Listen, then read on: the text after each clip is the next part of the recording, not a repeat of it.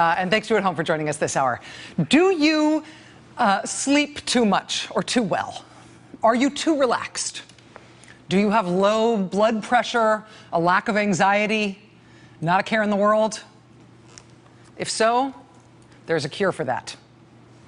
Foreign Affairs is out with a new issue today. It's titled "Present at the Destruction? Trump in Practice." It's illustrated with this handy sort of pictogram of maybe that's Air Force One jetting directly into, I don't know, volcanic eruption, mushroom cloud, giant mountain, end of the world. You get the idea.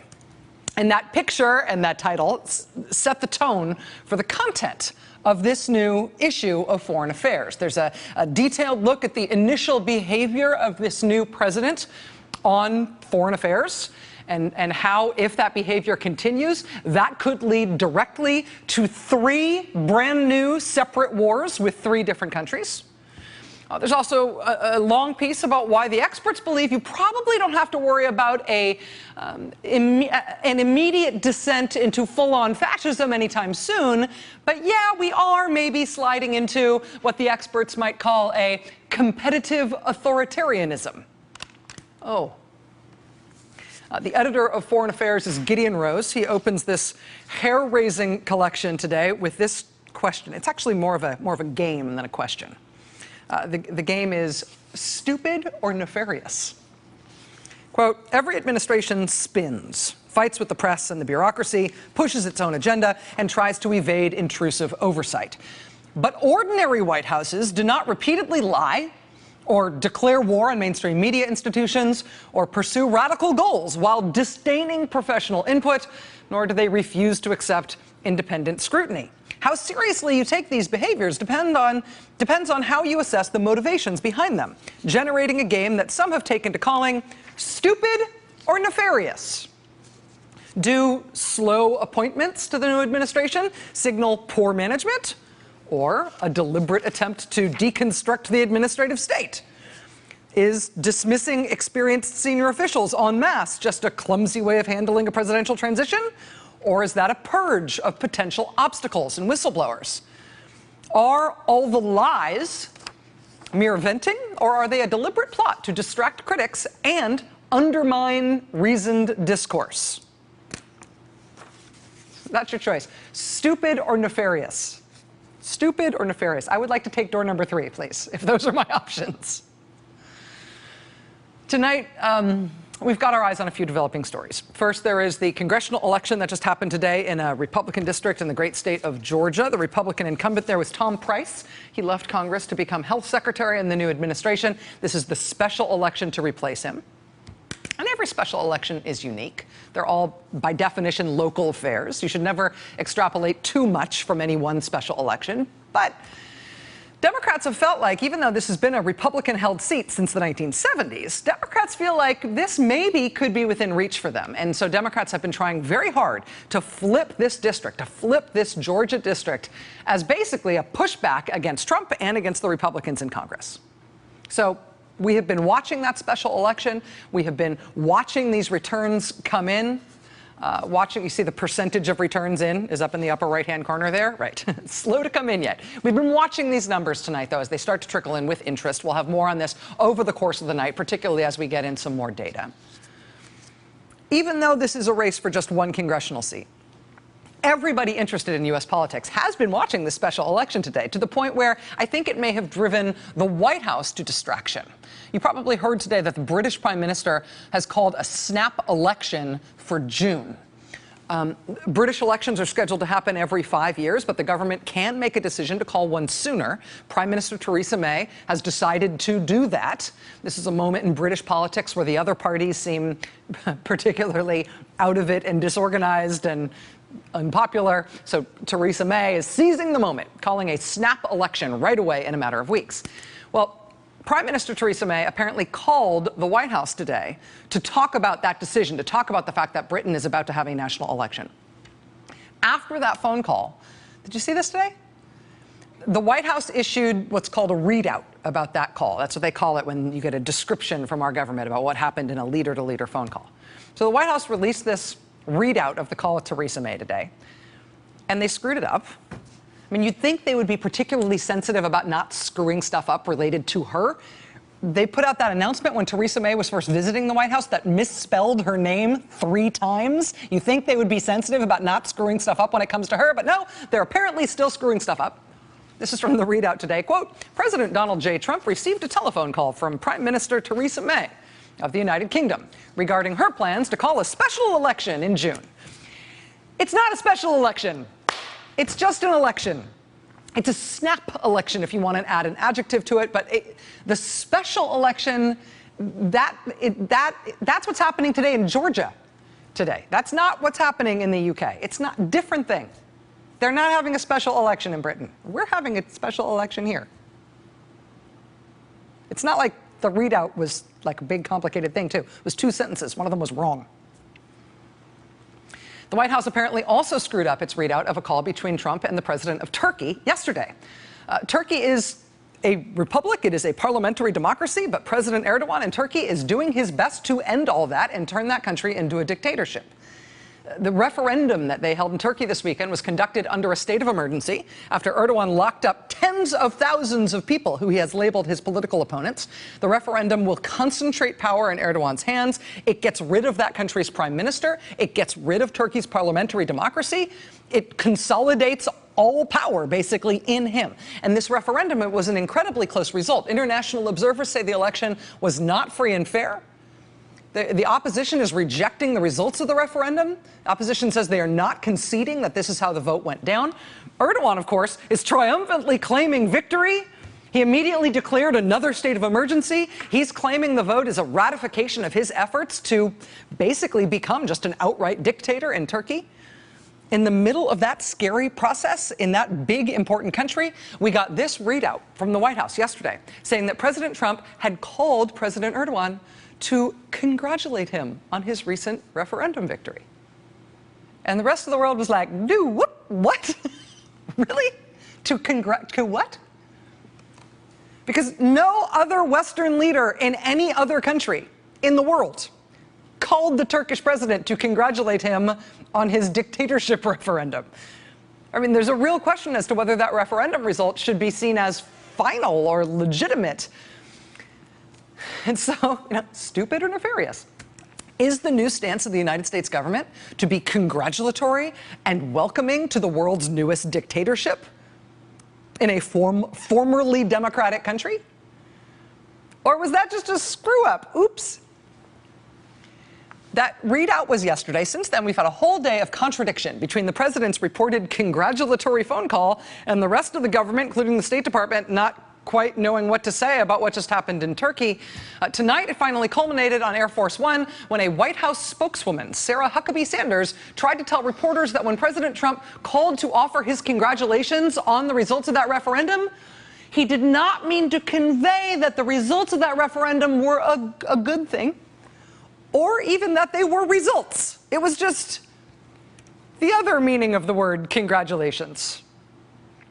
So to be clear, the United States position on what just happened in Turkey is that we as a government, we as a country do not necessarily accept the results of that referendum, but the president has congratulated the Turkish president on the results of that referendum.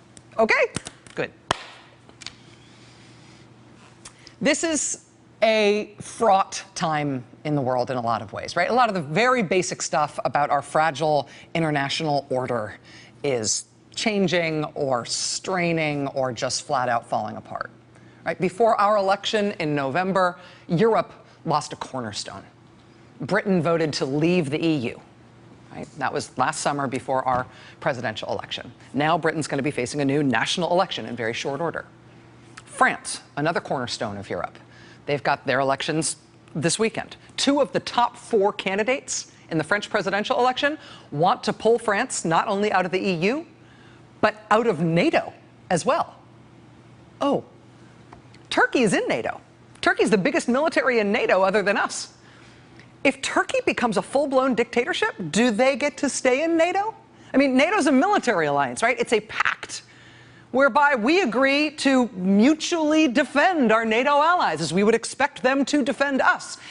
But if they're going to be a dictatorship now, how does that work out? I mean, Erdogan locks up a few 100,000 more people. And we still plan to send the 82nd Airborne in to defend him in the event that he says he needs help. And then on top of all that, there's North Korea, right, which was worrying enough on its own terms before we had to start playing stupid or nefarious to figure out our own government's behavior toward them. I started off tonight by mentioning this new issue of Foreign Affairs magazine. Oh, here's the lead article right now at The Atlantic magazine. How did the Trump administration lose an aircraft carrier? This story unraveling today is like nothing I have ever seen. I mean, this thing started off wrong a week ago, and it has gotten more and more wrong every day. We thought the last week was worrying when it came to North Korea. We had no idea how worrying it was when it came to us. I mean, to the point where tonight, this story is now the front page of every news site in America, and still nobody can actually believe this happened. But apparently this has just happened. Honestly, I need historical perspective. I need to know if anything like this has happened. Because this is absolutely bizarre. Started last Saturday, not this weekend, but Saturday last, April 8th. That was the start of it. An unnamed U.S. official told Reuters that the U.S. was diverting an aircraft carrier, a whole carrier strike group. So the aircraft carrier, all of its support ships, we're going to go over to the Korean Peninsula as a show of force, basically, to intimidate North Korea. First word of that was an unnamed government official speaking to Reuters Saturday, April 8th, last Saturday. Following day, on the Fox News Channel, Sunday morning, the National Security Advisor, H.R. McMaster, was asked about it, and he confirmed it. I'm going to have to ask you sort of lightning round, quick questions, quick answers. Why the carrier strike force to the Korean Peninsula? Well, it's prudent to do it, isn't it? It's prudent to do it, isn't it? I don't know if it's prudent, but at least we got there. The National Security Advisor confirming that we are doing it. That was last Sunday. Then 2 days later, on Tuesday, there's a White House briefing, and naturally, the White House spokesman gets asked about it. Putting that strike carrier group in the Sea of Japan, in that region, is that also a messaging circumstance, or is that simply protective for our allies in Japan and Korea? A carrier group is several things. The forward deployment is deterrence, presence. It's prudent, but it does a lot of things. Prudent. There's that word again, and it does a lot of things. Carrier strike group going to the Korean Peninsula. So, told to a newspaper, or to a wire service on Saturday, confirmed on the Sunday shows on Sunday morning, confirmed at the White House on Tuesday. That same day at the Pentagon, Defense Secretary James Mattis, the one who everybody's very comforted by, the adult in the room, right? That same day, Tuesday, he confirms at the Pentagon that that aircraft carrier, that strike group, is on its way to the Korean Peninsula. She's just on her way up there because that's where we thought it was most prudent to have her at this time. There's not a specific demand signal or specific reason why we're sending her up there. It's just unusual for us to know about a ship movement in advance. That was sort of what got everyone's attention. So why was that? I mean, why was it put out in advance? Was it just to signal to North Korea that there would be a show of presence there?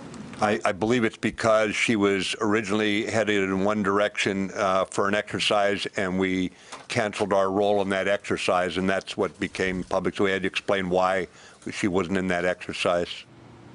None of that is true. No one was asking why the USS Carl Vinson had pulled out of a military exercise, which necessitated this further explanation of what that ship was doing. Nobody was asking why she had pulled out of a military exercise, because the USS Carl Vinson did not pull out of a military exercise. In fact, that carrier strike group is doing those military exercises right now. I mean, despite what the White House and the National Security Advisor and the Defense Secretary all said, the USS Carl Vinson was not steaming toward North Korea, was not steaming north toward the Korean Peninsula. In fact, while they were all saying that the USS Carl Vinson was steaming north toward Korea, in fact, the USS Carl Vinson was 3,000 miles away, steaming south in the opposite direction to, in fact, go do those exercises with the Australian Navy that Defense Secretary Jim Mattis said were being canceled and required an explanation. Huh? I mean, one of the things that has been scary about the past week is not knowing what North Korea is going to do. It's also now scary to figure out the behavior of our own government, particularly because we were all told that our government just sent an aircraft carrier to loom over North Korea when that, in fact, was not happening. It's a whole different kind of scary to realize now, at the end of this week that just was, that the whole administration, up to and including the White House spokesman, the National Security Advisor, and the Defense Secretary, were either all lying or they all apparently believed that the USS Carl Vinson and its support ships were headed to the Sea of Japan and the Korean Peninsula, when in fact they were not. In fact, they were headed in no such direction, and they were thousands of miles away. And of course, it goes without saying that the president got this one wrong, too. We are sending an armada, very powerful. Whether it is a good idea or not to send an armada, an aircraft carrier strike group, to the Korean Peninsula at a time like this, I think everybody could agree that it's a good idea for the United States government to have some basic idea of where all our aircraft carriers are at any given moment. I mean, in this case, it is more worrying, not less, to realize that this is a problem that goes well beyond just the president screwing something up. I mean, the president screws stuff up. I mean, at this point with this president, it's not even weird to realize that he might not even know who the leader of North Korea is in the middle of this supposed standoff with them. I'm not like other administrations where they say we're going to do this in 4 weeks, and that doesn't work that way. We'll see what happens. I hope things work out well. I hope there's going to be peace. But, you know, they've been talking with this gentleman for a long time. You read Clinton's book. He said, oh, we made such a great peace deal, and it was a joke. You look at different things over the years with President Obama. Everybody has been outplayed. They've all been outplayed by this gentleman, and we'll see what happens. Bill Clinton's book does talk about dealings with North Korea, talks about a 1994 deal that was initially negotiated with North Korea's founder, Kim Il-sung. And then Kim Il-sung died in July of 1994. That 1994 deal was then finalized with Kim Jong-il, Kim Il-sung's son, who took over after his father died. Kim Jong-il then died in 2011, and now there's a whole new guy, Kim Jong-un. All three of these men are apparently, in our president's mind, conflated as somebody who he calls this gentleman. It's three different people. This guy hasn't been doing anything for a long time. He's only been there since 2011. This is not the same guy who was negotiating with Clinton. You realize that. He was a baby. I mean, that's a remarkable thing to realize about your president. But when the White House spokesman and the National Security Advisor and the Defense Secretary back up the president's crazy apparent ignorance about something that is as big a deal and as physically large as a carrier strike group, that's a different level of weird. This is not the president getting something wrong. This is the administration getting something really, really, really wrong for days. And it's a big deal. And it's close to the most hair-trigger place on Earth in terms of the prospect of an actual nuclear war. And apparently they were just gonna, like, let this one slide? I mean, I don't know what this is. I don't know if this is stupid or nefarious or neither or something in between. But I do want to know if there is anything in U.S. history that helps us understand what to do in a circumstance like this, or what this kind of thing might lead to. Hold that thought. That's next. Hey there, I'm Chris Hayes from MSNBC. Thanks for watching MSNBC on YouTube. If you want to keep up to date with the videos we're putting out, you can click subscribe just below me, or click over on this list to see lots of other great videos.